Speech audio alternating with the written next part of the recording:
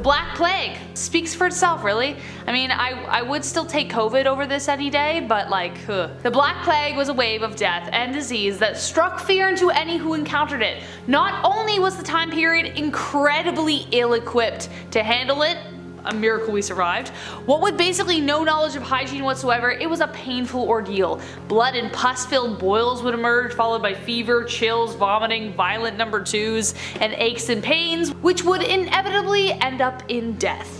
People who were perfectly healthy when they went to bed might have ended up dead the next morning. It was that fast. People did everything they could to avoid the sick. Doctors refused to see patients if they did. Their procedures were dangerous and unsanitary. I think what scares me the most about this is the lack of understanding around the disease, or disease in general. No one had any idea what was causing it, and if you thought isolation was bad, imagine doing that without telephones, iPads, social media, or Skype. You would have no idea what was going on with your family. So yeah, definitely the Black Plague. It's up there. Number 9, the King James witch hunts. Of course, we have to add some more witch hunts to this list because there were many, and this time they weren't hanged, they were burned at the stake. Not fun.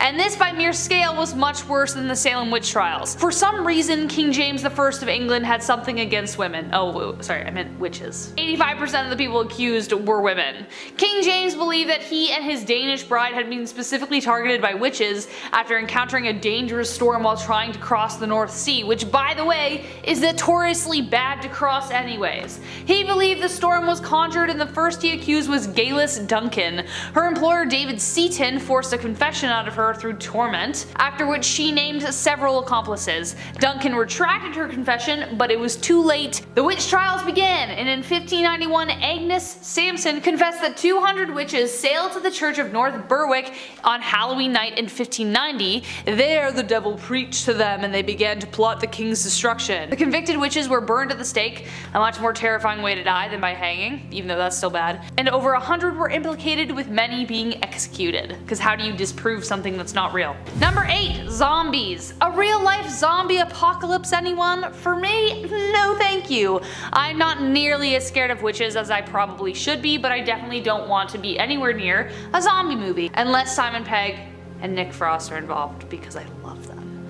I would sell my soul for that. While many of us like to romanticize the Renaissance, it actually had a mini zombie infestation, specifically in Italy, and a major outbreak of syphilis broke out in 1494, which is probably one of the most horrific STDs known to mankind. If untreated, it can literally eat your face off. In the mid-15th to 16th century, Italy was a field of war, which most likely led to the infection, with all the comings and goings of travelers and the affairs. They had awful ways of treating it, many of which involved the use of hot pokers in places I can't nor want to mention. I'm not sure what terrifies me more, the disease or the medical care used to treat it. It affected most of the nobility, especially those in the military, who would often seek out extramarital affairs. The son of Pope Alexander VI is one famous example. Cesare Borgia had to wear a leather mask to hide the disfigurement from the disease. But if you couldn't hide behind the wealth, then you were left wandering the streets in a terrifying half-melted, feverish state. Number 7. Pompeii. A massive world-ending explosion? Suffocating thousands and covering their corpses with lava sound great to anyone? No, me neither. The fact that people still live in and around Pompeii astounds me. You know it could happen again, right?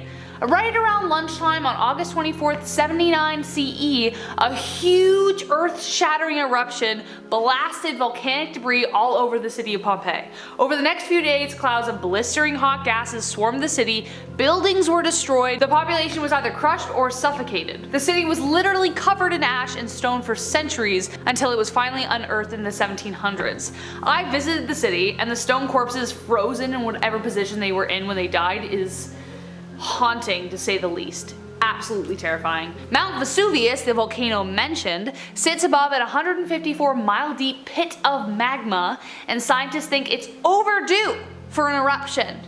So yes, I would take the Salem witch trials over that any day. Number 6. Jack the Ripper. An unknown killer preying on London, committing horrendous and brutal acts? Yeah, no thanks.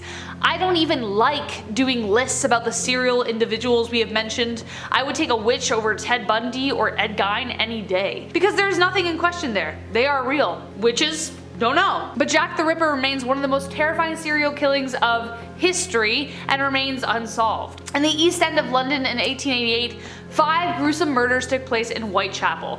Not only were their lives taken, but their corpses were mutilated in nightmarish ways. The crimes had a huge impact on society as a whole up until that point. Crimes such as that had never been so heavily in the press. The name Jack the Ripper became coined after a haunting letter sent to the London news agency was signed by Jack. This was just one of the letters he sent, one being accompanied by a kidney preserved in wine. Number 5. Holodomor. The Holodomor was the first genocide that was meticulously planned out in order to cause the most suffering. The withholding of food was used as a weapon. Between 1932 to 1933, millions of Ukrainians were killed by a man-made famine engineered by Joseph Stalin. Rural farmers made up of 80% of Ukraine's population, and they were the primary ones hit. After World War I and the fall of the Russian monarchy, Ukraine established the independent Ukrainian People's Republic in January 1918. They fought the Bolshevik army for 3 years but eventually fell and was forced to be a part of the Soviet Union. Stalin's vendetta against Ukrainian farmers began when their unrest resulted in a new economic policy that gave them more freedom. Stalin didn't like that. When Stalin at last established his stronghold, he decided to destroy Ukrainian peasantry. Through widespread intimidation, arrests, imprisonments, he took out church leaders, Ukrainian intellects, party functionaries, and basically anyone who opposed him. Then in August 1932, he decreed that if anyone, even a child, was caught taking produce from a collected field, they could be shot or imprisoned. He sealed the borders so no one could leave, and they were all forced to starve to death. And finally, it ended in 1933 when Stalin essentially got what he wanted. Number 4. The Spanish Inquisition. Ah yes, the classic Monty Python joke. But if it is a joke, then why is it on here? Well, good friends, that's because it was terrifying. And we are talking about witch trials, and this is kind of like that. Nobody knows exactly how many people died during this time, but it's estimated to be anywhere from 30,000 to 300,000. Big jump.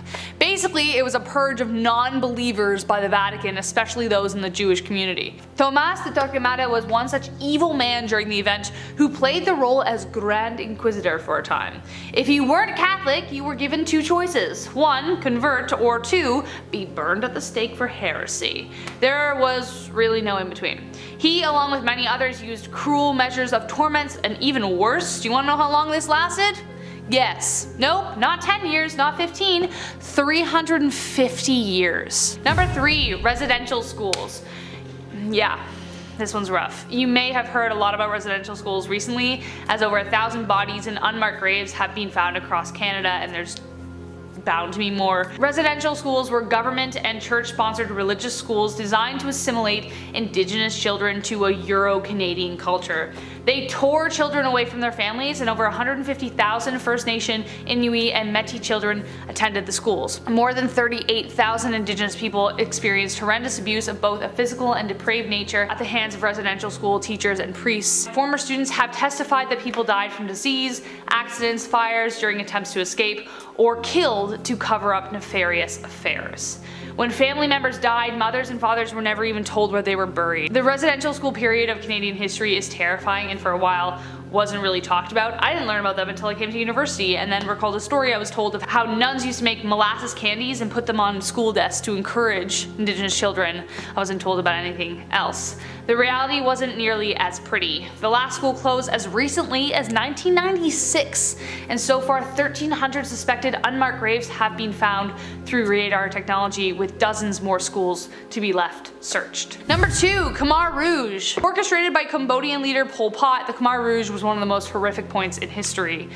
Much worse than the Salem witch trials. It's like, that's nothing compared to this. During 1975 to 79, the totalitarian leader caused the death of over 2 million people through forced labor, starvation, disease, torment, persecution, and blatant execution. Pot and his radical communist society was trying to purify society in order to make capitalism and other Western ideologies disappear. I can't even begin to imagine how terrifying this would be to live through. This is the real 1984. He cut off all media outlets along with communication with embassies, education was stopped, healthcare was eliminated. He basically locked Cambodia off from the rest of the world. He knew that anyone with intellect would threaten his regime, so he eliminated anyone who symbolized that, even people who wore glasses. There was the police, doctors, lawyers, teachers, ex-soldiers along with their families. He took all of them out. He forced everyone into what became known as the killing fields and forced them to work off of only 180 grams of rice a day. It took years for his peers to finally have enough of him and lock Pot away under house arrest, but even then he was never really truly punished. Khmer Rouge was finally overthrown by invading Vietnamese troops in 1979, but it was only until the 1990s to the early 2000s after Pot died that prosecutions began. Number 10, the Ghost Girls. Sounds spooky, and it kinda is, but the reality was a lot darker. In the 1920s, the Ghost Girls were women who took up work painting the dials of watches with glow-in-the-dark paint. Though they were assured it was safe, that was far from the truth, though they may not have known that at the time. How did the paint glow after all? It was radioactive. In order to make sure that they could paint precise lines on the dials, occasionally they would lick the tip of the brush. This would cause them to consume enough radioactive material to cause some serious damage, especially since they would paint around 250 dials a day on average, and they were getting paid like pennies. Some girls would even paint their teeth and nails with the material to wow gents at the dance hall, but ever so slowly they were being eaten away from the inside. Their bones and jaws dissolved, some even developing massive tumors on their legs, neck, everywhere. The first death was Molly Magia, died after suffering burning ulcers and agonizing aches, her jawbone completely dissolved, and so on. The USRC covered them up, saying that they weren't responsible until dozens more died by extreme tumors and horrific other illnesses resulting from the radium. Even the inventor died. It was just chaotic, and apparently if you stand over their graves today with like a Geiger counter, it goes off the charts. Number 9, the Great Fire of London. Despite popular belief, during the Salem witch trials, witches weren't burned to death. They were only hanged. And I know this is a grim thought, but out of the two, I'd much rather be hanged than a pyre with my name on it. Just not a thing, especially as a vampire. No thank you. Which is why the Great Fire of London is awful, though it may have helped get rid of the plague. Fun fact. Back in the 1660s, buildings were basically piles of kindling waiting to roast marshmallows. They were so flammable. They were made of timber, pitch, thatch, and they were packed close together like Mattamy homes. London was also one of the largest cities in Europe at the time, with 350,000 people living in it. I know that's kind of laughable considering like most cities today have like millions of people. Perspective. But then one day on September 2nd in 1666, in a baker's shop on Pudding Lane, a fire started and didn't stop. By 1 AM the house was consumed and soon was Pudding Lane and Fish Hill. Great names, I know. Aided by strong wind blowing embers this way and that, finally it hit a warehouse stocked with combustible products like oil and tallow, which resulted in obviously. They didn't have an organized fire brigade, but one thing they did was blow up buildings in the path of the fire. But it took until September 5th for the fire to be controlled. But the ground was still too hot to walk on for days. Even Charles II, the King of England, was seen helping put out the fire. The city had to be almost entirely reconstructed from the ground up. Number 8. The Crimes of Elizabeth Bathory. A small town called Salem, Massachusetts took the lives of 20 people. Meanwhile, a couple decades earlier in Europe, one woman took the lives of over 600 women. Bathory was born evil. There's some speculation that she didn't take as many lives as she did, but even if she took like 2, it was the way that she did it that was horrific. She was born on August 7th, 1560 to a wealthy Hungarian family. They were extremely powerful, so couldn't touch them. She married Count Ferenc, a war hero with notorious skill in battle. However, he died a few years into their marriage, and soon Bathory became obsessed with youth and immortality. Here's where things get really vile. She would capture young virgin women from the village below and keep them as her bloody pets. She would put them through gruesome, and I mean it when I say that, before eventually draining them and bathing in their blood. Soon she stepped up to a bigger game, seeking out noble girls who needed education and guidance. They would be sent to live with her, being seen as a huge honor, and then die mysteriously. Imagine the worst kind of torment. Like imagine the worst kind. The kind you would find in the pits of hell. That's what she did. When she was finally caught, her diary detailed the 650 young women she had taken. 3 of her servants were executed, but she was locked away in her tower for the rest of her days. Hopefully she's now facing that torment in a very fiery, hot pit. Number 7. The French Revolution. You may be surprised to find this on the list. After all, like, vive la révolution, d'accord. But got pretty damn violent and really scary, and I wouldn't have wanted to be there. To be clear, I'm talking about the one where a bunch of people lost their heads, if you didn't know. Between 1793 to 94, brought on by the indulgence and arrogance of the aristocracy, the people rose up in violent protest. This brief period saw over 27,000 people killed by horrendous means. 17,000 were executed by the guillotine, while 10,000 perished under horrific conditions in prison. Maximilien Robespierre led the revolution, though he too would soon fall prey to the bloody circumstances. He wasn't a very good guy. Much like the Salem witch trials, anyone who was accused did not see a fair trial. In Nantes, a few more thousand anti-revolutionaries were drowned. Revolutionaries also dug up the graves of nobles and destroyed the remains, so no longer satisfied with just destroying the living. What started as a rise for the people turned into the gruesomest bloodbath in history. Well, one of them. Number 5. The Great Depression. Anyone else fear a recession and worry about money constantly?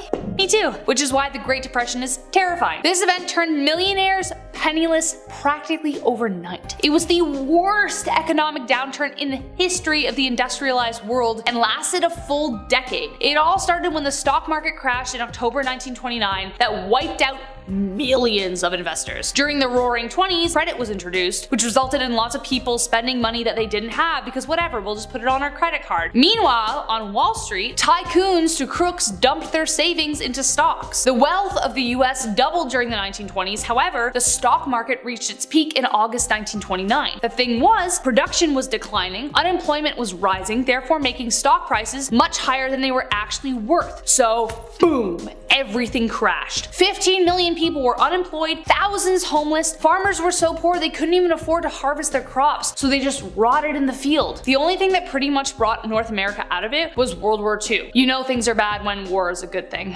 Number 4, 9/11. Need I say more? Thousands upon thousands of voicemails were left that day of people either calling from the planes or the buildings themselves, saying goodbye to their loved ones. It was supposed to be just a normal day at the office, but on September 11th, 2001 at 8:45 a.m., an American Airlines Boeing 767 crashed into the 80th floor North Tower of the World Trade Center. The impact alone took hundreds of lives, though hundreds more were trapped on the floors above. Evacuations were underway immediately, but only 18 minutes later, a second Boeing 767 crashed into the 60th floor, the South Tower. I have friends who had teachers run crying from the room when they heard because they had loved ones who worked there. Later, a plane crashed into the Pentagon, and another was hijacked bound for California, but passengers overthrew them and crashed the plane in a rural field, sacrificing their lives. Over 2,996 people died in the attacks, including the hijackers organized by Osama bin Laden. At the World Trade Center, 2,763 people died, including 343 firefighters and paramedics, 23 New York police officers, 37 port authorities, and many more. Nearly everyone has a memory from that day. It remains one of the most horrific events in history. Number 3, the Great Leap Forward and Mao Zedong. If someone or something sounds just a little too optimistic, probably best to run away. I'm all for looking on the brighter side and inciting change, but the Great Leap Forward was in actual fact horrific.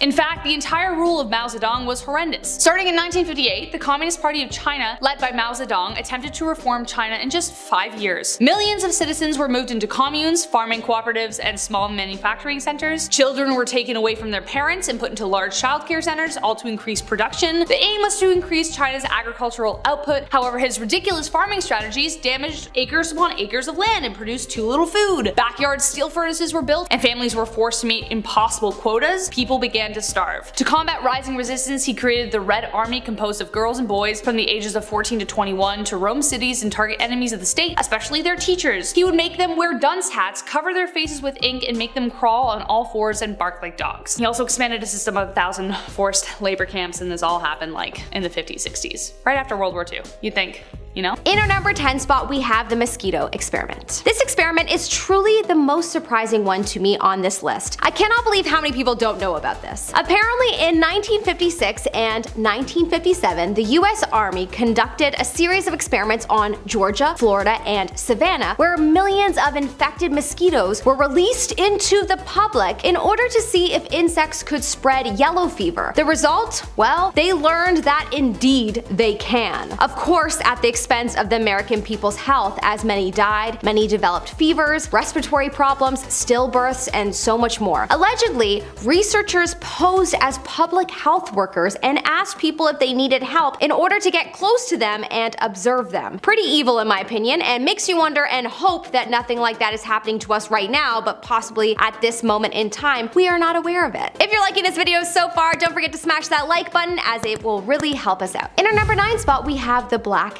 Death. The Black Death is definitely one of the craziest events in history that is definitely taught about in some schools, but as this was so long ago, it's not as frequently spoken about like World War I and II, for example. It is also known by its other labels, the Great Plague or the Black Plague. And as you can tell by the title, it was a horrible, widespread pandemic that killed from 75 to 200 million people. They say at least half of Europe at the time. It took place in 1346 to 1353. As you can imagine, such a plague during a time where no one could stay indoors and communicate online, there was mass chaos everywhere. People blamed religion, witchcraft, and anything they could blame. There's a very famous painting by the name of The Triumph of Death by Peter Bruegel that is supposed to be depicting the chaos of that time. There is so much death and things on fire, the painting is truly haunting to look at. In our number 8 spot, we have government testing. In 1954, the US government performed a series of nuclear tests in the Pacific Ocean called Castle Bravo, and the explosion occurred a little too close to the Marshall Islands, and it heavily impacted the people there. The Marshallese people had radiation poisoning, beta burns, and of course, as you can imagine, many developed cancer. After this event, the US created a new project called Project 4.1, where they examined and studied the after effects of the explosion on the Marshallese people, and many wondered, was the explosion perhaps on purpose so that the US could study the effects on these people? Now that would be a truly horrific thing if proven to be true, not that anyone would ever be able to find that out, but regardless, why don't more people know about this very serious event in history? I bet you the Marshallese people are still dealing with after effects. In our number 7 spot, we have the Nanking Massacre. The Nanking Massacre took place in 1937 to 1938, and even though it was only 1 year, a significant amount of damage was done. This was a time when the Japanese Imperial Army invaded Nanjing, China, and a series of killings and many other brutal forms of torture took place. It has been estimated that over 300,000 died, and the women were ordered to do unspeakable things to their offspring. It's quite horrific, so I cannot go into detail, otherwise YouTube will censor the video, but it's wild to me that not many know about this horrible event in history. In our number 6 spot, we have the Great Leap Forward. In Canada, we are taught a little bit about world history and then our own Canadian history, but I was never taught about this catastrophe, so I thought I would include it in this list. If you were taught this, then that's good, because this is definitely an event that everyone needs to know about. Between 1958 to 1962, a policy was put in place implemented by Mao Zedong, who was the chairman of the Communist Party in China, and this policy led to the death of up to 45 million people. How was this policy even implemented? Well, under the disguise of distributing the wealth and making everyone equal as a sort of utopian paradise, so that their country could surpass their competitors. But this quickly turned into people not being given food, which led to a projected 25 million dying of starvation, and when incentives to work were removed, violence was used to motivate people. Oh, and did I mention that food was only given to those that followed the party's every order? Pretty horrific and crazy to think that my mom and dad were alive when this happened. It was not that long ago. In our number 5 spot, we have the Taiping Rebellion. The Taiping Rebellion, also known as the Taiping Civil War in 1850, was a massive civil war that took place in China. The French, British, and American mercenaries were all involved. The country had suffered some major disasters, natural and economic, before the rebellion began, so as you can imagine, they were quite vulnerable. Also, apparently the Europeans brought an opium addiction to China. At the time, the Qing dynasty ruled China, and during this period, in comes a man named Hong Zhiquang, who claimed to be the younger brother of Jesus Christ. This war lasted till August of 1871. It is known as one of the bloodiest civil wars in history, killing 20 million people. In our number 4 spot, we have 2 heads. This is one of the most evil things on this list, and for anyone that likes dogs, this one may break your heart. This was a Russian scientist in the 50s by the name of Vladimir Demikhov, and he ended up being being the founder of human organ transplants, which arguably is one of the greatest discoveries in the last 100 years. The amount of lives this discovery has saved is probably unfathomable. So to think that before this discovery, the same doctor was performing head transplants on dogs for fun for 5 years, it's just so hard to believe. In our number 3 spot, we have amusement park deaths. A lot of people don't realize this, but many amusement parks around the world have had tragedies. Ironically, because these are places you would hope to go to feel joy, not sadness. Lake Shawnee Amusement Park is one example of a park that experienced one too many tragedies. The park was located in West Virginia from 1926 to 1966, and it had quite a few deaths on its hands while it was active. People believe that the land was cursed though, because before the park opened in 1783, many young European settlers were killed on the grounds by the natives in that area because the grounds were already a sacred burial area for them before the new settlers took over the land. People believe that all of the bloodshed left a mark on the energy of the area, and that is why the park never had a chance. In our number 2 spot, we have the Soviet deaths. Here we have yet another event where the government has put policies into place under the cause of making the country more economically and socially competitive, but yet the people suffer tremendously because of it. From 1917 to 1953, under the Soviet Union, approximately 49 million Russians died from a combination of revolution, starvation, and the forced resettlement, similar to the Great Leap Forward policy. Apparently, this initiative was due to one man, Joseph Stalin. It has been said that this desire to build a new and better country at any cost and to keep his power is the direct reason for all of these deaths. In our number 1 spot, we have the Mongolian conquests. This is something people certainly know a little bit about, but perhaps not the extent of it. Certainly those of us in North America are not taught much, but that's probably because it didn't take place here and there's just so much history to learn. The Mongol Empire was one of the largest in the world, covering 16% of the earth at one point. It was run by Genghis Khan, a man who is said to have more blood on his hands than anyone in history. Approximately 60 million died under his ruling, and also many women were severely harmed during this time by the men, and it is said that Genghis Khan alone may have reproduced a ton of children, as people say that he had about 500 secondary wives.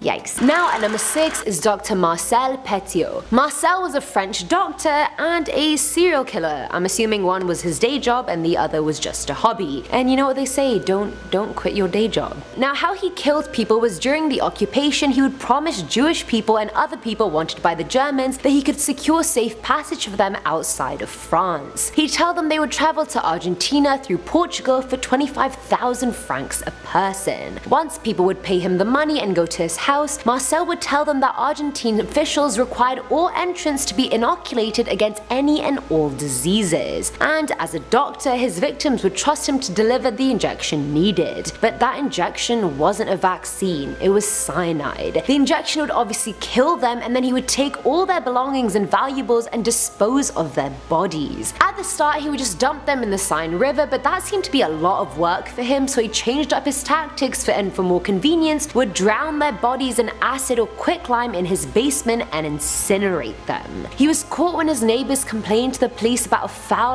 stench coming from his house and the amount of smoke coming out of his chimney. In preparation of a fire hazard, which is what the police thought it was, police called firemen to his house who found a huge fire in his basement, and in the fire, human remains. Coming in at number 5 is the Chichijima incident. Now let's flash back to World War II for a second. In September of 1944, Japanese forces shot down 9 American planes near the Japanese island of Chichijima. All 9 of the airmen tried to escape, but 8 were recaptured and 1 escaped, that one being 20-year-old George H.W. Bush. After the capture of the others, it was found out they had been brutally tortured and beaten before being killed. Each one was beheaded, and then American authorities found out that body parts of 4 of the victims were then eaten by Japanese officers. I don't even know what to say about this one. Just imagine Bush wasn't the one who survived and he was also eaten. He would have never become president. Would his son have become president? I don't even know. I feel like America would have turned out very different, I feel. What do you guys think? At number 4 is The Mad Butcher of Kingsbury Run, and I wish that was a title of a cute Enid Blyton book, but 'twas not, my friends.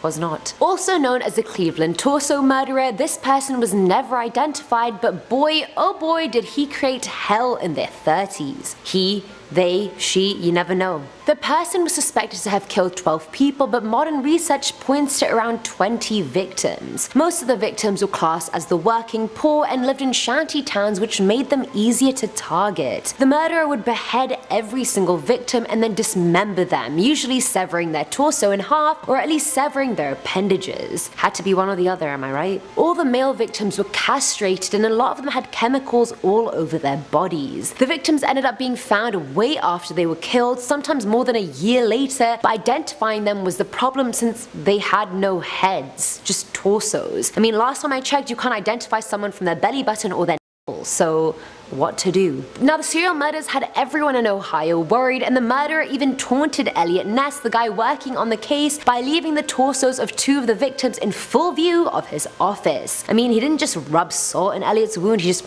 rubbed the torsos right in his wounds. I know that doesn't make sense, but Elliot would get it. Number 10, the Lioness of Brittany. We'll kick this part 2 off with the tale of a fierce pirate named Jeanne de Clisson. Yeah, she wasn't playing around. De Clisson was born into a wealthy aristocratic family. Her parents, Maurice Montagu and Lettice de Parthenay, they welcomed this little swashbuckler in the 1300s in the French province of Brittany. Starting to get it now. Her first marriage was young, but it had real love, which is a nice change for this time period and, history in general. 10 years later, in 1326, her husband sadly passed away. He was executed for treason by the French king, although it was false claims and all that jazz. It was shady. So she went full on rage mode. She sold everything that she owned, including her land, and then got massive warships and just attacked. She equipped these warships with red sails and everything. She was the pirate queen of the English Channel. For the following 13 years, she would wipe out French fleets. Yeah, we're kicking off this list with pirates. Swashbuckle up. Number 9. Immortal Emperor. Qin Shi Huang was trying to find the key to immortality, but in doing so, he met his fate. The first emperor of China caught wind of old myths about immortality in these 3 spiritual mountains. And living on these mountains were these immortals. So he searched for what's called the elixir of life. This sounds like Legend of Zelda now a little, I'm not gonna lie, I'm into this. He once sent hundreds of young men to the Penglai mountain. They were sent to retrieve this elixir, but they never returned. Pretty mysterious. Maybe it had something to do with the fact that the contact they were supposed to meet was a 1,000-year-old magician. And no one was there. Odd. His next plan was to get his own alchemist to make immortality pills, but unfortunately they were made of mercury, so those pills were now the cause of his death. Don't eat mercury. Let's move on. Number 8, the royal rule. Queen Elizabeth II, still rocking to this day. She's been known for a few cute, quirky queen things, Like one of my favorites, for example, she has somebody on payroll who works there who breaks in new shoes for the queen. That's their job. Every time I buy Vans, my ankle always rubs, If only I were the Queen Elizabeth II. That'd be such a great job, just putting on shoes all day and be like, they feel good. She's so old and sweet, she's like, they look good. One of the craziest things I've ever heard, and the reason why we're on this list today, is that the Queen has a royal rule. Absolutely, positively, no crust on her sandwiches. Or else. This has been a no-go for about 150 years, and runs in the family. Honestly, yeah, damn right it has. Queen Victoria and Prince Albert, they viewed anything square-shaped as bad luck because it looked like a coffin. I mean, I personally have never thought of funerals while eating grilled cheese sandwiches, but I guess now I will. Thanks, Prince Albert. Imagine that's your job. My hands would be so shaky. I would just eat the crust, just to make sure. I'd do it for the Queen. I'd be like, oh, your majesty, yes. Just full of crust mouth. I'm like, that's so dry. Horrible, what a horrible job. I'm gonna cut it off though, I have to just. Number 7, Nero's Golden House. We mentioned the Festival of Drunkenness on part 1, so I had to include Nero's Golden House for part 2. Yeah, history is crazy when you start to hear of these party houses. These rooms specifically made for ancient Roman parties. Nero built one, and it was a massive golden house. He used it every day for years and years just to party and just get drunk and have a good time. We're not even sure how big it was. I mean, some historians say it covered 100 acres of land. This is like Project X in Roman days. It's like Project X LV AD. That's the long-awaited prequel right there. There we go. This golden house was in the center of Rome, and it's important to note that this was also the time where people of Rome were starving. This was one of the last things Nero really did before he was pushed out and pushed off the throne. You don't say. Weird. On top of this golden palace, he had this massive dome, of course containing gold-plated walls and an artificial lake, just all the wrong stuff to be focusing on at this time. Inside this main gold room, there's tons of individual rooms inside, but none of them were bedrooms for anybody. What an absolute waste, they were just empty. He built all this just to party with rich visitors 4 times a week. Yeah, great leader. It's a good leader right there. Number 6, jesters in battle. Being a professional comedian has got to be hard work. You can say 1,000 hilarious, well thought out bits, but one ill-timed tweet that goes a little too far, well, your entire career is gone. See you later. Well, back in the day, being a professional fool or a jester, it was no different. You needed to find the balance of humor and wit, but it was a lot harder back then, if anything. Most of these jesters were given role of advisor to the king and queen. The phrase, "don't shoot the messenger," yeah, this is where it comes from, historically. The jester would have to tell them bad news, but in a positive way, you know? For example, back in 1340, King Philippe IV, his entire fleet was destroyed in a naval battle. The British completely wiped them out. It was an otherwise devastating loss, but the jester, this guy, he brought the news in a positive way. He said to the king, they don't even have the guts to jump into the water like our brave French did. Where if that was some random dude, his knees would be shaking. He has to tell the king horrible news. He's not used to that. Jesters, on the other hand, they're used to farting on the king's lap. They're the ones to advise for sure. No matter what the message was, this jester had to go deliver it in his, quirky tone. Sometimes the jester would kick off an entire battle, middle of a field. He would have to go and demand the opposing side to retreat while also roasting them at the same time. It's the king's way of getting the enemy to attack first, know what I mean? So they send the jester to go and talk. But he's also a jester. He can say whatever he wants to get you riled up. That's the best part. He just runs up like, hey, the king said he doesn't want to fight anymore. Yeah, land's all yours. Apparently he has something called ligma. Number 5, a lot of food. This next one, honestly, I think we could do it, Chris. I'm not gonna lie. The right day, I think we could both probably do this. Back in 1720, the Manchu Han Imperial Feast was the ultimate dining experience. I do all-you-can-eat sushi every now and then with the guys. This was like, whew, next level. Historically, besides a food fest, this was a peace offering between both the Manchu and Han Chinese. The Emperor, Exanui, hosted the celebration on his birthday, which to that I say, great timing. What better way to spend your 66th birthday than to eat 300 different dishes from both parties? Let's do it. Leopard meat, rhino tail, camel humps, just insane items on this menu to begin with, first of all in one go. Yeah, it's not like Caesar salad and then Greek salad and then maybe wings tossed in hot, ooh, to get cheeky. No, it's massive animals, like here's your rhino, what else do you want? Hope you're hungry. One restaurant today still offers those services for such a dinner party, in case you're interested. It only cost you about $54,000, so maybe bring a date? I don't know. Chris, what are you doing after work? Done. Number 4, mouse skin eyebrows. Stuart Little, if you're watching this, you're gonna want to cover those little eyes, trust me. In the 1800s, the cosmetic game was a bit harsh. Yeah, it turns out eyebrows had a rough go. Okay, let's talk about it. Eyebrows back then were completely plucked off in the 1800s in order to make the forehead look bigger. That was the key to finding true love in the 1800s. You just needed a 5 head, apparently. This idea didn't last forever, thankfully, but before it got better, it had to get worse. In the late 17th and early 18th century, ladies would completely shave their eyebrows off and then glue on mouse skin. And the glue game was weak back then too, so you only had one shot. You better eyeball that, you better hope it's good, or else you'll be like, looking like that all day. Good evening, sir. Number 3, heart of glass. Alexandria of Bavaria, the royal who believed she had swallowed a grand piano made of glass. History is wild. The 23-year-old Bavarian princess was quite the scholar. She was known to enjoy literature. It was a hobby of hers, dare I say. But she equally put energy into convincing those around her that she had swallowed a piano made up entirely of glass. When she was a child, she just and ate a piano. So she says. She grew up afraid that her inner piano would shatter. Every time my voice cracked growing up, I should have said that instead. I should have been like, oh, sorry, it's my inner glass piano. It's just untuned. Shut up, man. This was a real issue though. She would enter a room slowly and sideways, like to avoid cracking that personal piano problem. That's wild, imagine seeing this. But just like King Charles VI, he thought he was gonna break at any given moment. Saying you were made of glass was quite an uncommon delusion, but we've seen it in royals more than once, so no one knows what's going on. There's actually a play on this glass delusion. The play is called The Glass Piano by Alex Sobler. It's pretty new, so if you have a chance to support some wild history and theater, go for it.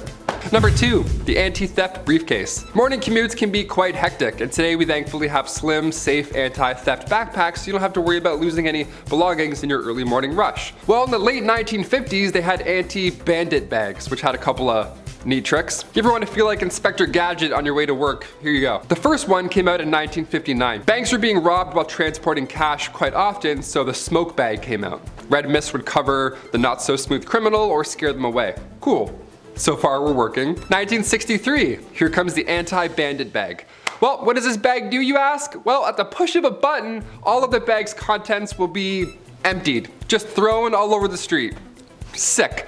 Now that's what I call a solution right there. Hey, give me that file. He's like, ah, take them all. The bag that empties its own contents. Okay, inventor John Rinfret was tired of being robbed all the time, so he designed this briefcase to, as a solution. Where if you turn your thumb the wrong way accidentally, you're hilariously late for work. Yeah, my briefcase almost got stolen and then I had to gather all of my things. Horrible morning, the worst, sorry I'm late. And finally, number 1. Ice Palace. If you liked Frozen, you'll get a kick out of this one. Anna Ivanova, the Empress of Russia from 1730 to 1740. This crazy, okay, let's talk about her. What's going on with this? To celebrate the victory of the Ottoman Empire, Anna gave the order to build an ice house. Sure, out of all the things, that's how we're gonna celebrate. Cool, grab your jackets. Sorry, an ice palace. A palace. It's gotta be big and palace-like. She's a queen who just won battles.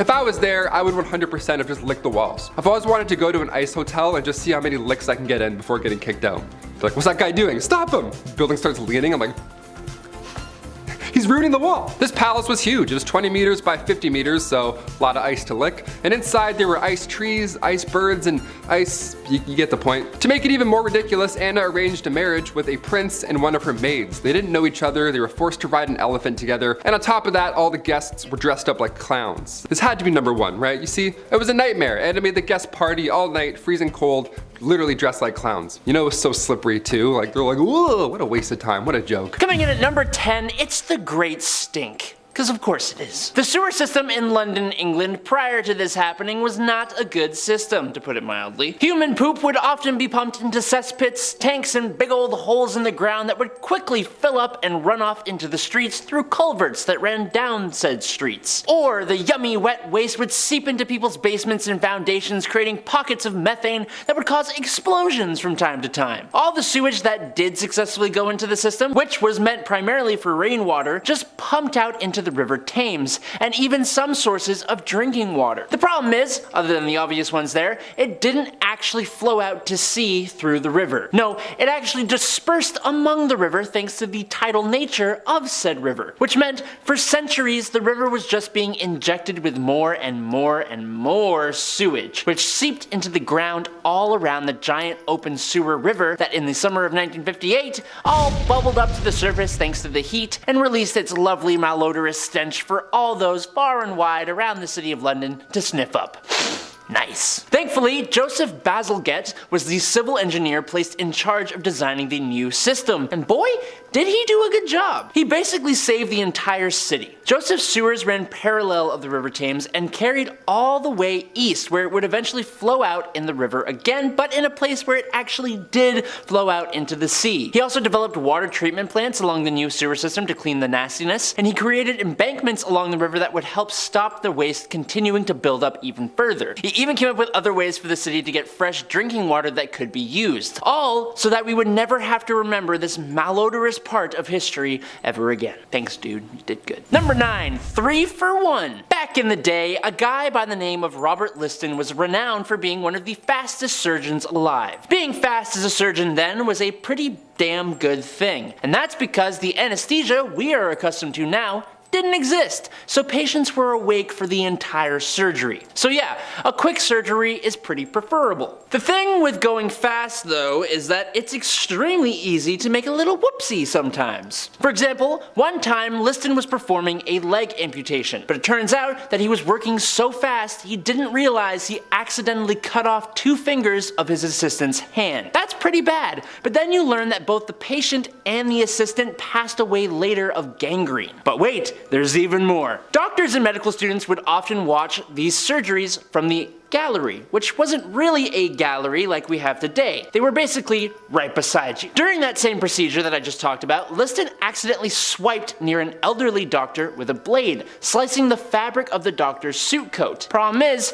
he thought he had been cut open, most likely because this guy just accidentally cut off his assistant's fingers. The doctor went into shock and passed away from a heart attack. This man took out 3 people just trying to save 1. That's insane. Number 8, the Berlin Wall. Most people are probably aware of this, but for younger audiences, maybe not. Basically, for about 30 years during the Cold War era, the Berlin Wall separated Germany's communist east side from the democratic west side. The makeshift wall itself was constructed overnight on the 12th and I guess the 13th of August 1961 by the German Democratic Republic to stop Western fascists from entering East Germany and undermining the building of a socialist state. But really, the wall was mainly just there to stop people from defecting from the east side to the west side. It wasn't exactly a big agreed upon thing, so people in Berlin woke up on August 13th completely cut off from family, friends, work, and their own homes, with no way to get from east to west. Eventually, the quickly built wall was replaced by a 12-foot tall, 4-foot wide concrete barrier guarded and covered with booby traps. At least 171 people were killed just trying to get over, under, or around the Berlin Wall, which stood until the 9th of November 1989. Maybe we should stop building walls between each other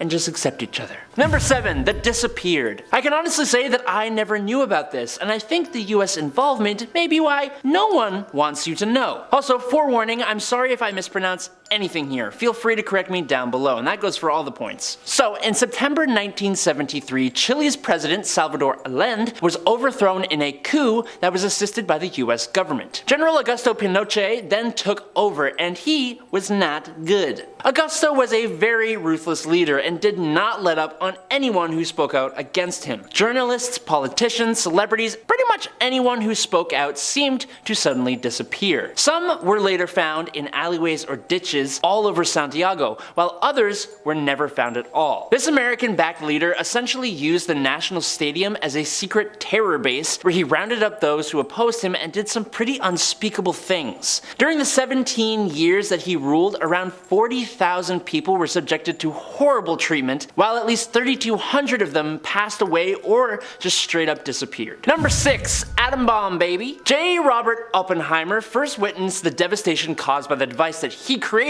on July 16, 1945. He was not wrong to be afraid of it. Ever since the obliteration of Nagasaki and Hiroshima, taking the lives of between 129,000 and 226,000 people, the entire world knows the absolute world-ending potential nuclear war could unleash. Oppenheimer was the leader of the Manhattan Project in Los Alamos, New Mexico, beginning in 1942, which was basically meant to figure out how to use atomic energy for the military. They were successful enough that it directly led to Oppenheimer wanting to completely stop development, and then, when they wouldn't, he straight up resigned. Instead, he became chairman of the General Advisory Committee of the Atomic Energy Commission, and in October 1949, he opposed the development of the devices that he helped create. This simple opposition led to him being labeled a communist supporter, suspended from secret nuclear research, and stripped of his security clearance by the Atomic Energy Commission. As soon as these devices were created and we saw their full unbridled power, not to mention the fallout that takes place afterwards, I think we can all say we would like to forget that this level of destruction is even real in the first place. Number 5. Saved. We may want to forget the destructive power of those nuclear devices, but we should acknowledge 2 times that we were saved from all-out nuclear war. The first incident was in 1962 during the Cuban Missile Crisis. Soviet Vice Admiral Vasily Arkhipov, which I think I pronounced right, was on board a nuclear sub near Cuba. Unfortunately, the submarine was unable to pick up any incoming radio signals, which freaked everyone out on board, and they were unsure whether war had actually started or not. There was a vote among 3 officers on whether or not to launch a nuke. We need to thank all our lucky stars that Vasily, being the lone no vote, saved us all on that day. But there was another time. In 1983, during the Cold War, sunlight reflecting off of high altitude clouds confused the Soviet missile detection system, causing it to indicate that there were 5 incoming missiles assumed to be American. A lone Soviet lieutenant colonel, Stanislav Petrov, reasoned that if the US was initiating nuclear war, it would likely be an all-out attack and not just 5 missiles. He was right, and against military orders, Petrov determined it to be a false alarm and avoided a retaliatory launch by the USSR. Arkhipov and Petrov avoided all-out nuclear war. Never forget these guys. Number 4. Chinatown, LA. I bet you won't find this one in your history books, kids, but you should. In 1871, specifically on October 24th, 1871, a large mob of about 500 white men raided Chinatown in Los Angeles. This resulted in the brutal passing of at least 20 Chinese Americans, but on top of that, the mob also stole an estimated $1.5 million worth of property. Even though there is absolutely no justification for this level of animosity, the mob formed in response to a shootout that had taken place that same day that ended up taking the life of police officer Robert Thompson. That itself caused a commotion, and people began shouting the absolutely horrible statement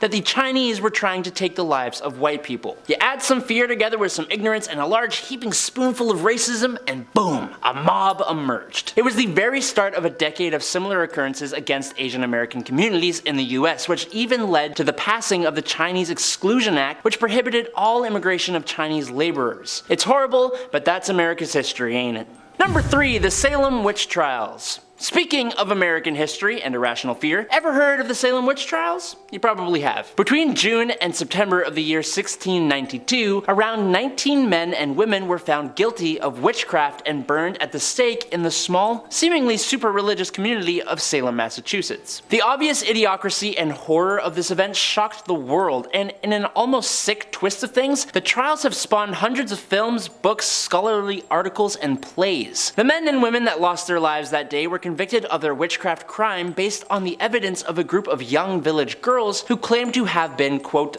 bewitched. The fear of this was compounded by family feuds and Native American attacks, and it developed into complete madness and hysteria that quickly spread throughout colonial Massachusetts. After that initial burning, another 150 men and women were accused in the spring of 1692 and were only allowed to survive if they confessed to the crime of witchcraft. Number 2, Chernobyl. Chernobyl is the site of the Soviet nuclear power plant that in April of 1986 had a serious accident due to flawed reactor design and staff that didn't really get the best training. The cause of the accident itself was explained really well in the HBO miniseries and at the trial that took place in real life, and I'm much too silly to explain how it happened here, but it resulted in a steam explosion and fires that released 5% of the radioactive core into the environment. Just 5%. The explosion itself ended 2 workers' lives with acute radiation poisoning affecting a confirmed 123 people and ending 28 of those people's lives. Around 5,000 cases of thyroid cancer with 15 fatal incidents were probably caused by the radioactive iodine fallout. Look, it was not good, it was scary, and what was potentially even scarier was the way people tried to cover it up. So maybe it's best that we don't forget about this one. And finally, in at number 1, it's Armenia. Now I didn't know about this one either, so it looks like we're both learning today, huh? Armenia became part of the Ottoman Empire all the way back in the 15th century and was for the most part a Christian country. The Ottoman leaders were not very happy about this. In fact, they were furious. Mistreatment of Christian Armenians became pretty regular, and they were usually taxed more heavily and were given even fewer rights. Naturally, as you may expect, Armenians began to protest, but that wasn't going to be allowed to happen for long. Turkish military officials began slaying hundreds of thousands of Armenian people beginning in 1896. In 1914, after the Turks entered World War I on the side of the Germans, that's when the real death toll began to rise. Military leaders somehow determined that the Armenians were traitors, and so on April 24th, 1915, they took the lives of hundreds of Armenian leaders, which only led to more attacks against the Armenian people, and that all continued until 1922. The numbers don't really seem real, but more than 1 million Armenians lost their lives between 1915 and 1922. Look, I'm glad we are all now pretty aware of the horror that humans are capable of. Number 10, boiling. Yeah, throwback to the Middle Ages when we would boil people. Awesome. Any Game of Thrones fans out there? Some of this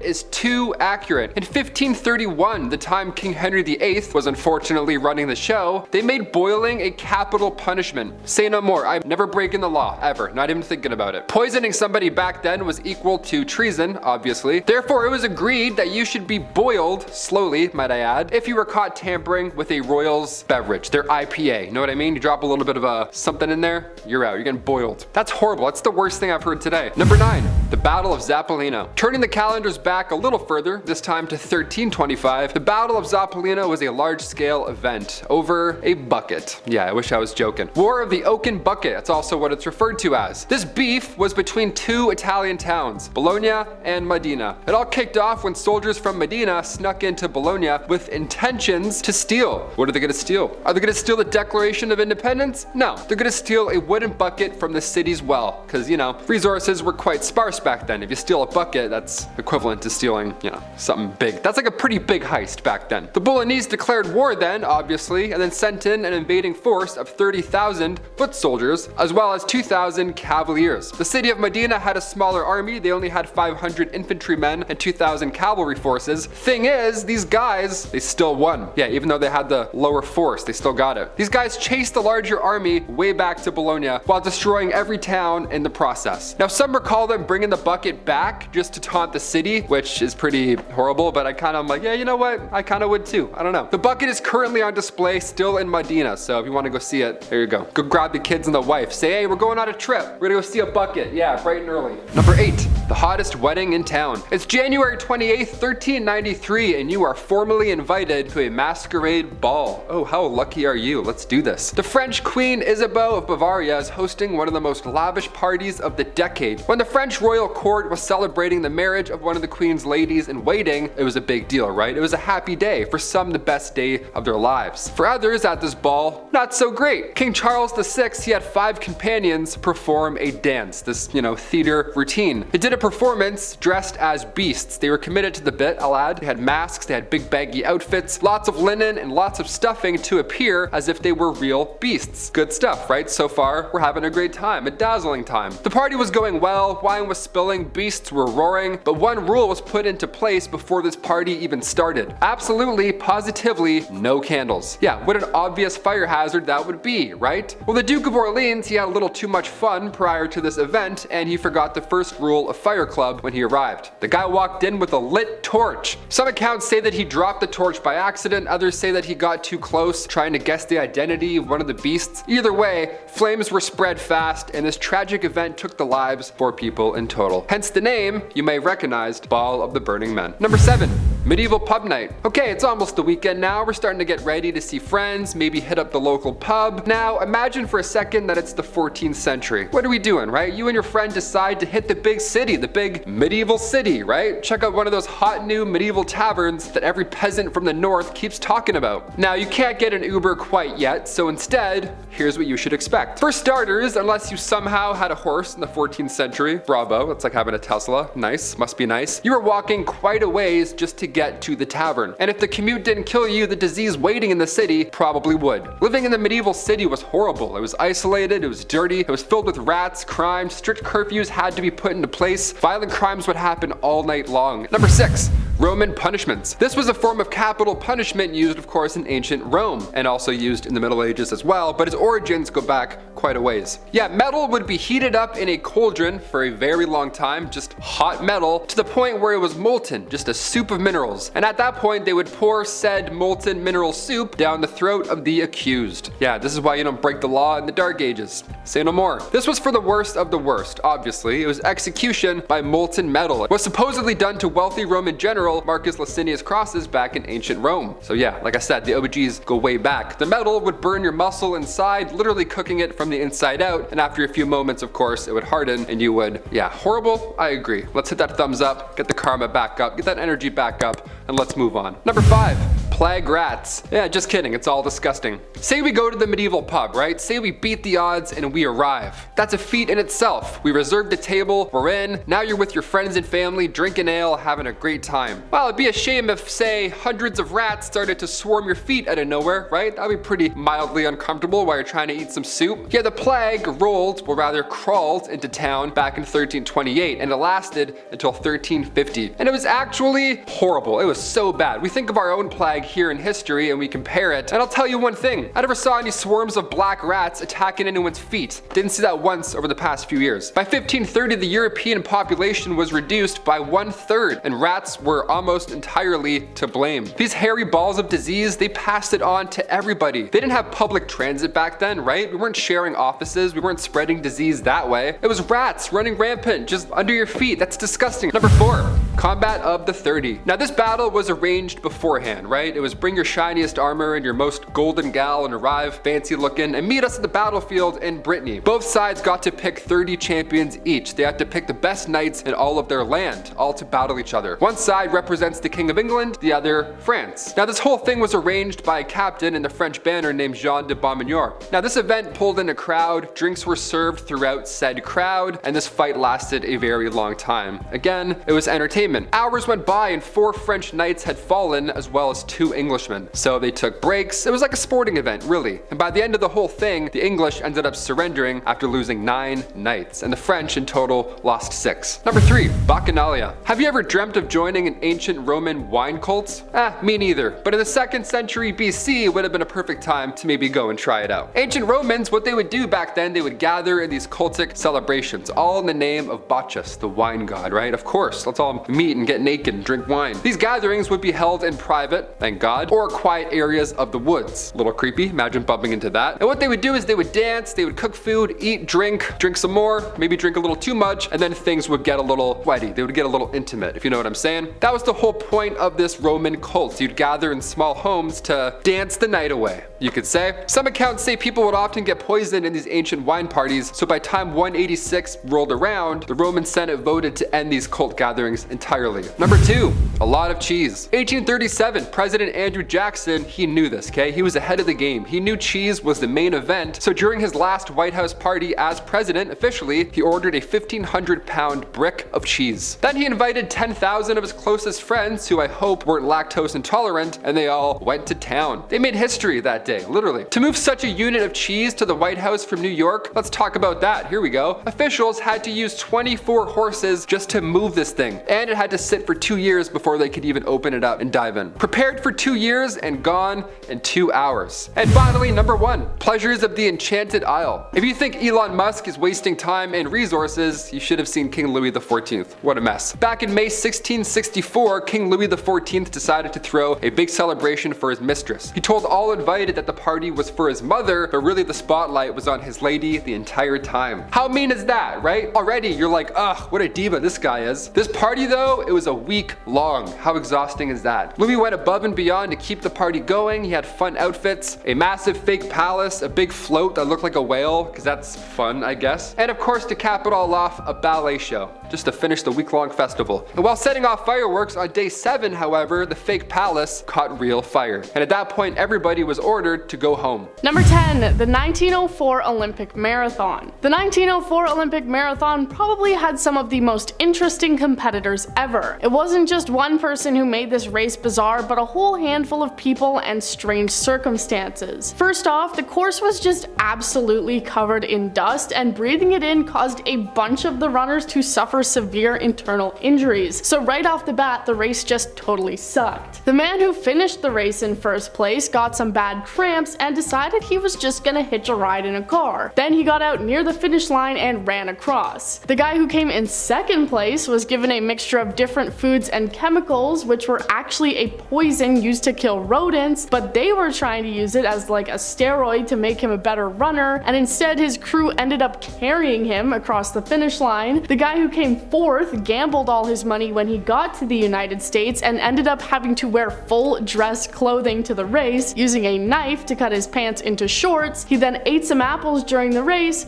got sick, and took a nap, but still came fourth. Number 9, Robert Liston surgery. We all know that medical practices throughout history were a bit dodgy, and they didn't have a lot of the comforts that we have today. A man named Robert Liston was known as one of the fastest surgeons in the 1800s, and you had to be fast because they didn't have anesthesia, so surgery basically sucked for everybody involved. Liston also became the only person to perform a surgery with a 300% mortality rate. He was performing a leg amputation surgery, but worked so fast he accidentally cut off 2 of his assistant's fingers. Both the patient and the assistant died of infection because the saw he used was dirty. The third death occurred when during the procedure, Liston accidentally sliced a nearby doctor's coat. But just the coat. The doctor thought he had been cut open, went into shock, and died of a heart attack, leading to 3 people dying during an operation meant to just save 1 person. Number 8, Salem tomato trial. We're all well aware of the Salem witch trials, but you've probably never heard of the Salem tomato trials. In the early 1800s, tomatoes were put on trial in Salem, New Jersey because they were believed to be poisonous. The tomato was also considered a sinful fruit because it can act as a mild aphrodisiac. Only one man in the town defended tomatoes during the trial and even tried to bring about tomato growing competitions so people would be less afraid. He would also regularly eat them in front of everybody, leading most people to think he was completely insane. Growing annoyed with the trial and fear of tomatoes, he decided to walk in front of the courthouse with an entire basket of tomatoes in his hands. He then proceeded to eat the entire pile of tomatoes as a crowd gathered around and watched, and to their shock, the man did not immediately die. This was enough to finally convince people that tomatoes were not evil.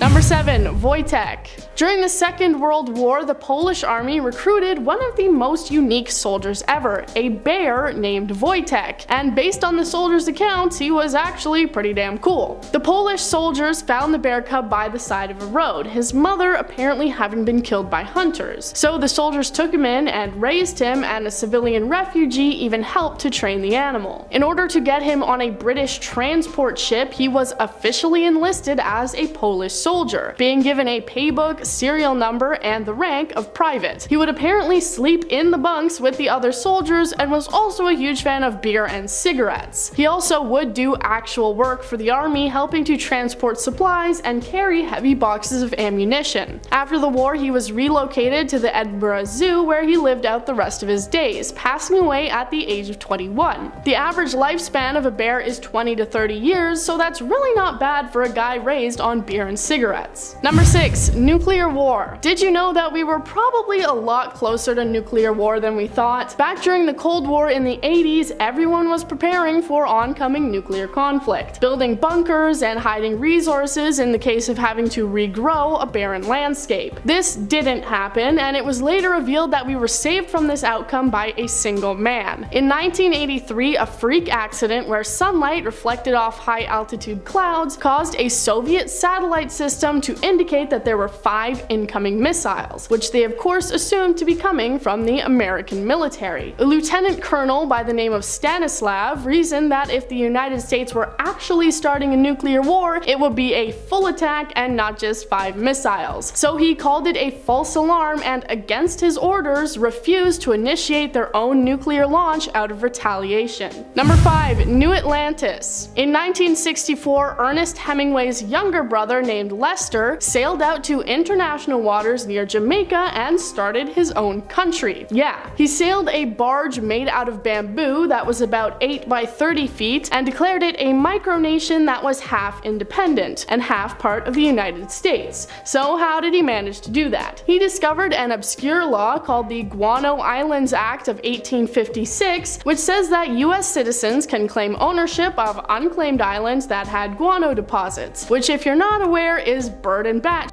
He claimed his new nation to be called New Atlantis and even wrote a new constitution for it, though this constitution was actually just the United States Constitution, with every mention of the United States being changed to New Atlantis. The plan was to use this as a publicity stunt to raise money and use the raft as a research facility. Unfortunately, New Atlantis was wrecked by a tropical storm just 2 years after it was constructed. Number 4. The War on Cats. Pope Gregory IX lived from 1145 to 1241 and became the Pope when he was already over 80 years old. He had a history as a lawyer and was known for putting a few different motions through during his time as head of the church. Unfortunately for cat lovers, Gregory was a bit of a red flag because he was apparently more of a dog person. He put forward the first ever church documents that condemned black cats as being instruments of Satan, effectively starting the war on cats and placing a target on the head of every black cat in the area. Shortly after Gregory's time, the Black Death came about thanks to diseased rats spreading the infection all over the place and leading to a lot of people living during that era having a pretty bad time. Some people blame the Black Death on Gregory's war on cats because they say, due to the reduced cat population, the rat population inflated, so they were just running around willy-nilly spreading disease. Number 3. The Siege of Weinsberg. Weinsberg is a town near the southwest part of Germany. The name of the castle that sits above the town roughly translates to Women's Faithfulness Castle. So why is that? In the year 1140, King Conrad III defeated the Duke of Welf and placed the town of Weinsberg under siege. The women negotiated a surrender that held the terms that they would be allowed to leave the town unharmed with whatever they could carry on their shoulders. Conrad probably thought that they were just gonna take their children, clothes, food, maybe a goat. What he didn't expect was for all the women of the town to take their husbands and other men upon their shoulders and carry them out of town. The king's people were like, yo dude, they can't do that, but the king was like, nah, that's actually kind of valid and let it happen, saying a king should always stand by his word. Number 2, astronomer's pet moose. A 16th century astronomer who discovered the supernova was known not only for that, but also for just being a bit of a bizarre guy. A few of his odd behaviors included losing his nose in a duel, keeping a jester/clairvoyant in his house, and having a pet moose. The pet moose was apparently just as bizarre as he was. The moose apparently lived in the castle with him and would walk alongside him like a loyal dog, and apparently also had an unquenchable thirst for Danish beer. Him and his pet became extremely popular, and they would often be invited to dinner parties together to show off the moose's tame behavior. Unfortunately, the moose's alcoholism got out of control at one of these dinner parties, and he had a bit too much to drink. He chugged beers with noblemen until he managed to stumble up a set of stairs in the castle before falling off and passing away. Number 1, the latrine disaster of 1184. German noblemen during the Roman Empire would often meet to have discussions over land disputes and try to find some temporary peace. King Henry VI called for a meeting over a dispute which would take place in the Church of St. Peter in Erfurt. They all gathered in a room that was directly above the building's toilet pit. The weight of all the people on the floor, add to that their heavy chain clothing, caused the floor to collapse and they all fell into the pit below. Between 60 and 100 of the people gathered there ended up passing away in the human waste, whether it be from drowning or being crushed by the floor. One of the deaths was Count Heinrich of Schwarzburg, who had previously joked he would perish in his own shit if he ever failed his title.